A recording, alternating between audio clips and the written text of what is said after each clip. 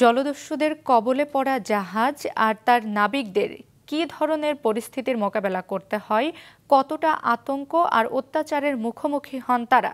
মংলা প্রতিনিধি আমির হোসেন আমর পাঠানো তথ্য ভিডিও চিত্র নিয়ে ডেস্ক রিপোর্ট। জাহাজ নিয়ে দেশ থেকে দেশান্তর, সমুদ্র থেকে মহাসমুদ্র পাড়ি দিতে হয় নাবিকদের। আতঙ্কের নানান রূপের সঙ্গে পরিচিত হন তারা প্রতি মুহূর্তেই। কখনো রুদ্ররূপ ধারণ করে সমুদ্র স্বয়ং, কখনো বা জলদস্যুদের হঠাৎ আক্রমণের ভয়।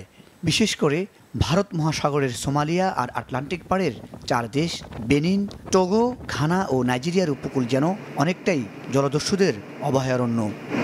পরিবারের সচ্ছলতা ফেরাতে 2005 সালে বিদেশি শিপিং কোম্পানিতে নাবিক হিসেবে যোগ দিয়েছিলেন গোলাম মোস্তফা।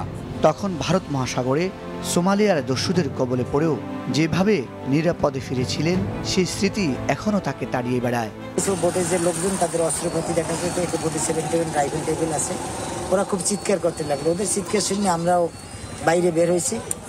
বের হইলে পরে আপনার দেখতেছি ওরা এই সময় ওই ইন্ডিয়ান একটা হেলিকপ্টার, ওরা উপরে হেলিকপ্টারের 2 পাশে 2 জন বসে আপনার মেশিন গান ধরছে নিচের দিকে। হেলিকপ্টার দেখে সাসলাইট মারছে। ঠিক তখনই ওরা যে একটা পাহাড়ের সাইড আর কি, সাগরের পাশে এই ভাঙ্গা চূড়াই থাকে না ট্যামার মতো, ওর ভিতরে ঢুকে গেল। 2012 সালে আফ্রিকার দেশ বেনিনে প্রথমবার জলদস্যুদের কবলে পড়েছিলেন আসাদুজ্জামান রাজা। পেশায় সাবেক এই মেরিন ইলেকট্রিশিয়ান জানালেন, মাত্র 10 ঘন্টায় মুক্তি পেলেও কি আতঙ্ক আর অত্যাচারের ভেতর দিয়ে যেতে হয়েছে তাদের। ওই ঘটনার পর তিনি ছেড়ে দিয়েছেন পেশা। জলদস্যু হঠাৎ করে উঠে যায়, মানে জাহাজে উঠে যায় এলোপাথারি গুলি শুরু করলে আমাদের ব্রিজের যে ইকো সাউন্ডার আছে ওর গুলি ভেদ করে ভিতরে ঢোকে, কিন্তু কারো গায়ে লাগে না। তখন আমরা হাত এইভাবে করে সবাই যার আত্মসমর্পণ করে আমরা ব্রিজে চলে যাই। ক্যাপ্টেনরে বলে যে তুই আমাদের পুরো গায়ে হাত দিস না, আমাদের কাছে এই যে $20,000 বা $25,000 আছে, ওরা এই নিয়ে নামি যায়। তখন কোম্পানির সাথে যোগাযোগ করে ওই ডলারগুলো নিয়ে ওরা 10 ঘন্টা পরে নেমে চলে যায়। ওয়ালটন ফ্রিজ কিনে অনেকের মতো আপনিও হয়ে যেতে পারেন মিলেনিয়াল। সেরা পণ্যের সেরা অফার। সমুদ্রগামী জাহাজের সদ্য কন্ট্রাক্ট শেষ করে মাস 2 বাড়িতে অবস্থান করছেন শাহিন মাহমুদ। গভীর সমুদ্রের প্রাকৃতিক বৈরিতা ছাড়াও দস্যুদের তৎপরতার মধ্যে জীবন বাজি রেখে চাকরি করতে হয় তার মতো বাংলাদেশি নাবিকদের। আফ্রিকার মধ্যে আর এই যে সোমালিয়ার যে রেড সি জোনটা 5 থেকে 7 কিলোমিটার ডেঞ্জারেস জোন।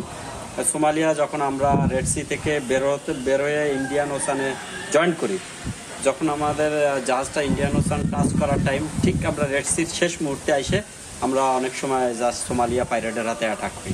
এইটাই আমাদের জন্য সবচেয়ে বেশি ডেঞ্জারাস। প্রশ্ন হলো, কেন সমুদ্রগামী এসব জাহাজকে সহজেই টার্গেট করে জিম্মি করতে পারে জলদস্যুরা? 90-এর দশকে বিদেশি জাহাজে নাবিক হিসেবে কর্মরত ইয়াসিন হাওলাদার জানাচ্ছিলেন, শিপিং কোম্পানির ভুলেই দেশীয় নাবিকরা বিপদের মুখে পড়ছে। ডেঞ্জারাস জোনে যেই জাহাজটা মুভ করবে শিপগুলা, ওইখানে আর্মস দেওয়ার দরকার, তাহলে আমাদের ক্রুরা ভালো থাকবে এবং জাহাজ সেফে থাকবে। জলদস্যুদের কবল থেকে জাহাজে পণ্য এবং নাবিকদের জীবন রক্ষা করতে শিপিং কোম্পানিগুলোর সঠিক ব্যবস্থাপনা, জাহাজের নিরাপত্তা বেষ্টনী ও সমুদ্র আগাম সতর্ক অবলম্বন করা জরুরি বলে মনে করেন সমুদ্রগামী অভিজ্ঞ নাবিকরা। মুজাহিদ সাকিব, মাছরাঙ্গা নিউজ ডেস্ক।